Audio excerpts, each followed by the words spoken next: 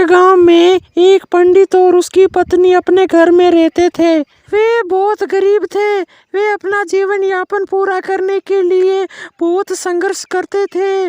पंडित अपनी पत्नी को सब सुख देना चाहता था। एक दिन वह नदी के किनारे बैठा था। उसकी पत्नी खाना बना रही थी, इसलिए वह थोड़ी देर के लिए ध्यान करने लगता है और मन ही मन अपनी पत्नी के लिए कुछ इच्छा मांगने लगता है। तभी उसे एक स्वर्ण हंस दिखाई देता है जो कि सोने से बना हुआ था।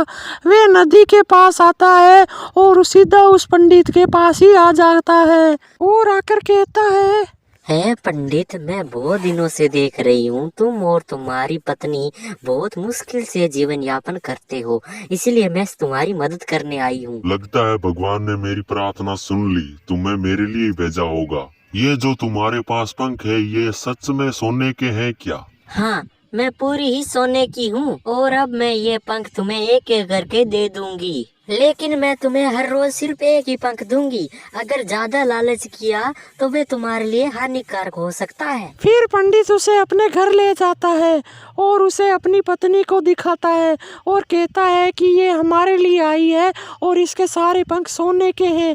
यह सुनते ही पत्नी उसकी धन्यवाद देती है और हाथ जोड़कर उसे प्रणाम करती है। हे स्वर्णहंस, क्या तुम मुझे एक पंख दे सकते हो? हंस सुनते ही उसे अपना पंख निकाल कर दे देता है और कहता है कि मैं सिर्फ एक ही पंख दे पाऊंगा, तुम्हें इसे बेचकर अपना घर चलाओ। उसके बाद से हंस को वे बहुत अच्छे से खाना खिलाते और हंस उसे हर रोज एक सोने का पंख दे देते। वे हंस को नदी के पास ले जाते और घुमाते फिराते और मौज मस्ती भी कराते। वे उसका बहुत ज़्यादा ख्याल रखने लगे थे। अब पंडित और पत्नी बहुत ही ज़्यादा खुश थे और वे सोनार को हर रोज पंख देते और उससे जो भी धन मिलता वे उनके लिए बहुत ही ज़्यादा था। हमें स्वर्ण हंस से सिर्फ एक ही पंख लेना है। अगर उसके इजाजत के बिना कोई ज्यादा पंख लेता है तो उसके साथ बहुत ही कुछ हो सकता है, इसलिए संभाल कर। फिर ऐसे ही बहुत दिन बीत जाते हैं। एक दिन पंडित पंख लेकर सोनार के पास चला जाता है। उसकी पत्नी खाना बना रही थी और स्वर्ण हंस कोने में सो रहा था।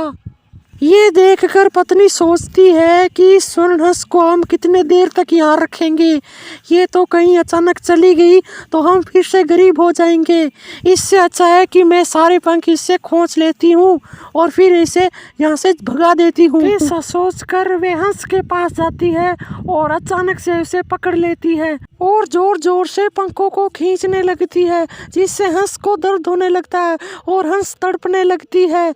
मूर्ख औरत, तुम ये क्या कर रही हो? मैंने तुम्हारे लिए इतने सारे पंख दिए और तुम मुझे ही मारना चाहती हो। ऐसा कहकर हंस वहाँ से चला जाता है और वह उड़ता उड़ता वहाँ से बहुत ज्यादा दूर चला जाता है।